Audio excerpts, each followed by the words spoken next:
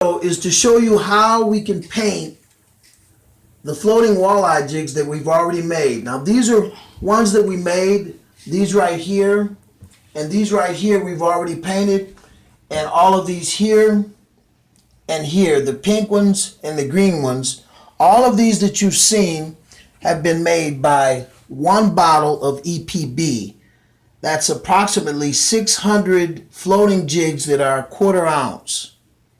So you need the expandable polystyrene beads. And I wanted to tell you some of the things that you'll need before you get started. You'll need to have the EPB, and make sure that you have these already poured, the number that you'd like to have to use for this season. You'll need to have C&S Coatings seal coat, and this is the last coat that you put on. And then of course you'll need to have Createx. These come in 2 ounce and 4 ounce sizes, even larger, but I would recommend that you use the 4 ounce size. And of course we have all the various colors. Try to use the fluorescent Createx airbrush colors, okay? So those are the supplies. We also need to have some dryers, and I'll show you how we make those. And we also need to have the jig baths, and I'll show you how to make these. So let's start off with how the process works. First, make sure you make all the jig heads that you need. Take those jig heads, and then what we'll do is we'll put them on a dipper dryer, and we will dip them right into a bath, and then we'll just sit them there. We'll let them sit 24 hours. Like say, just wait till the next day. And then you can take a Q-tip and tap the eyeballs on with this acrylic paint. And you just take a Q-tip and here's one right here that I've been using. Take that Q-tip, you dip it right inside,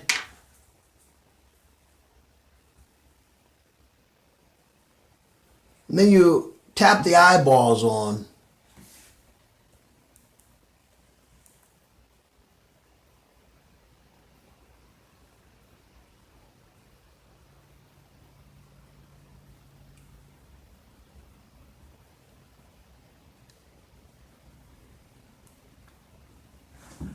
That's why you want to space these out about an inch apart.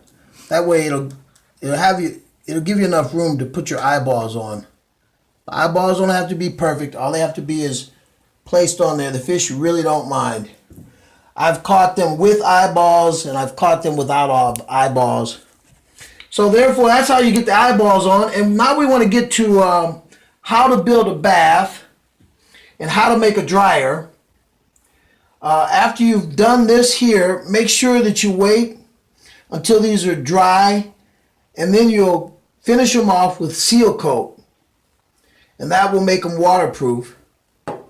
So that's the whole process. Now we want to go through and show you how to make a bath and how to make a dryer. So I'm going to sit down here and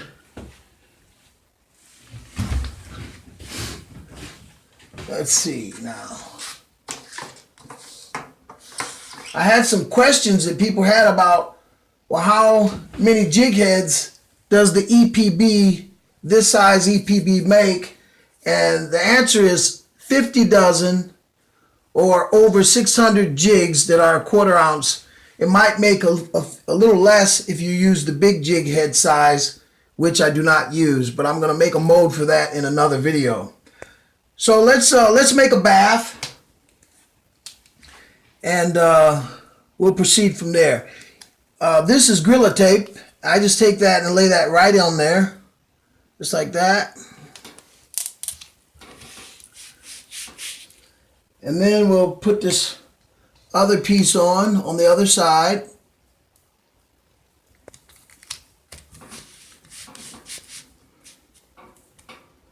Then we take the sides and fold them up.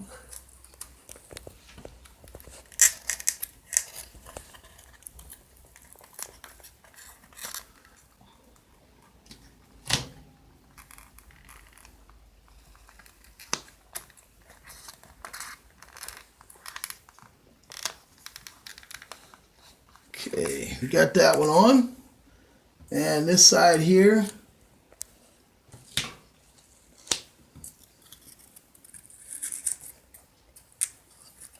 Put this on the inside.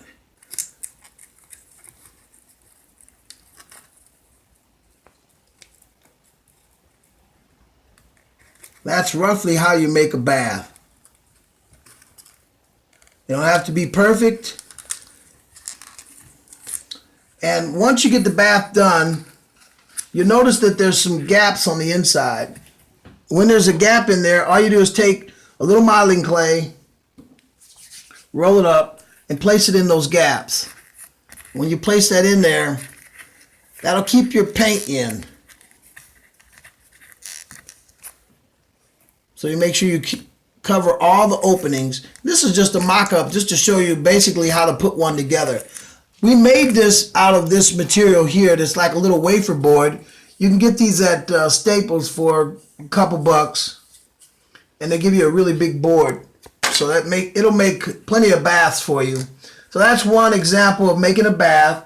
Then we want to make a dryer, and I'll show you how we'll make a dryer.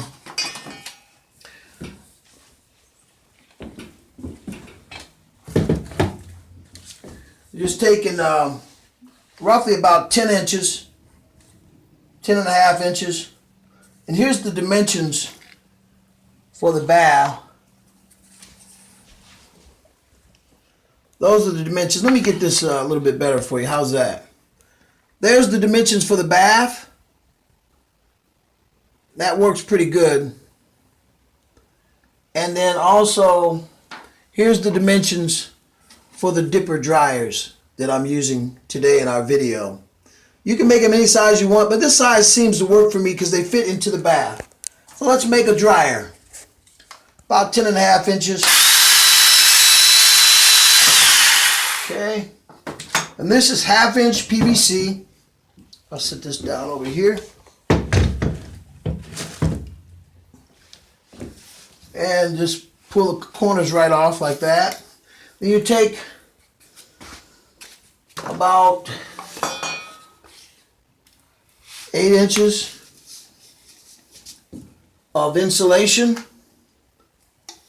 Put this T on there, on the end. You don't have to glue it. Then you push this on there.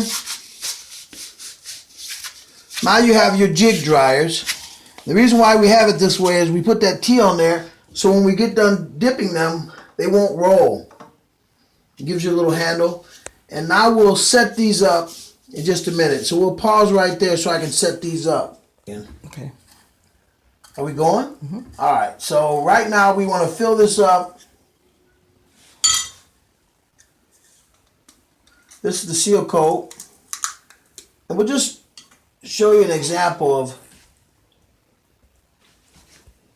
I'm going to fill this back up.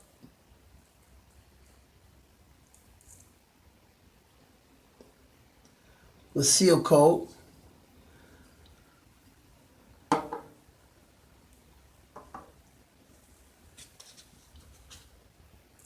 Take the jigs. Try to make sure that they're lined up so that it'll dip right in there.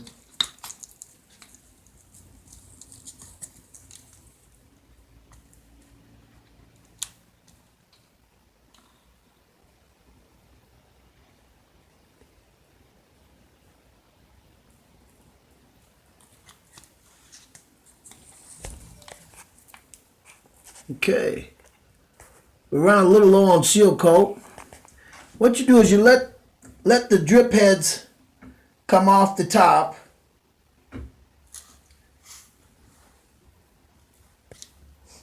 You do the same thing with painting. You fill them up with paint, dip them right into paint, right into the bath, and then once the drip heads are gone, you can tap them off on the edges. Then you just take your dryer and just sit it down. So if you're doing a paint job on the first time, let's show you how we do a paint job here. You take the jigs, you hook them through.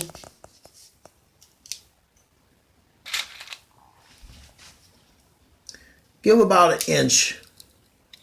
between each jig head. You try to hook them in at about the same depth so that when you dip them, they'll all get dipped at the same height.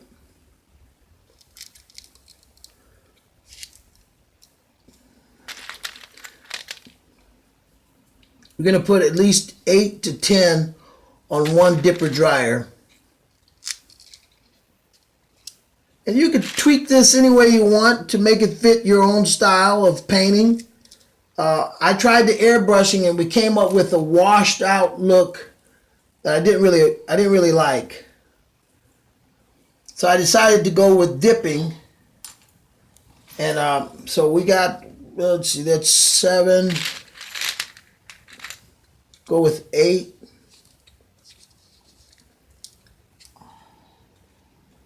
And we'll pause there to get this. So now we're going to get back and we're going to fill this dipper with the pink Createx. And this has been the color that has really been good for me when I'm out walleye fishing.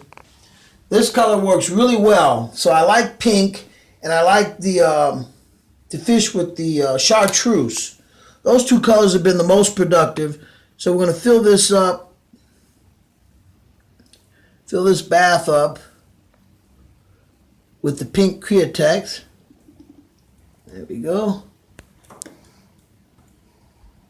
Over the seal coat. And we'll dip the ones that we've put on here. You see how we want them to have them lined up so that they're not touching. You take them and just dip them right into the paint. Right into the bath. Try to get them lined up so they stay in.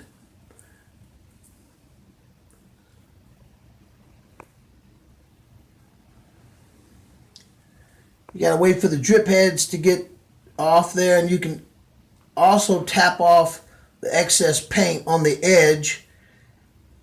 Once you tap off the rest, make sure that they're separated so they're not touching, and you set your dryer down. You spin that, you'll spin your dryer so that the T is the direction you want them to sit when they're drying. After this dries for about 24 hours, like I said, then you can tap the eyeballs on the next day, and then you dip them in the seal coat the next day now.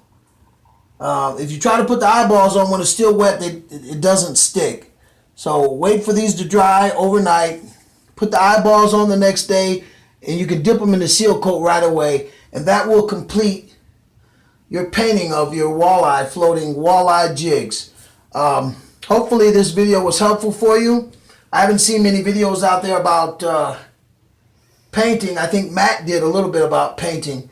He had a different drying system, but hey, this works for me. I hope it works for you. Thanks for watching. Good fishing. Hopefully I'll see you out there on the Maumee River.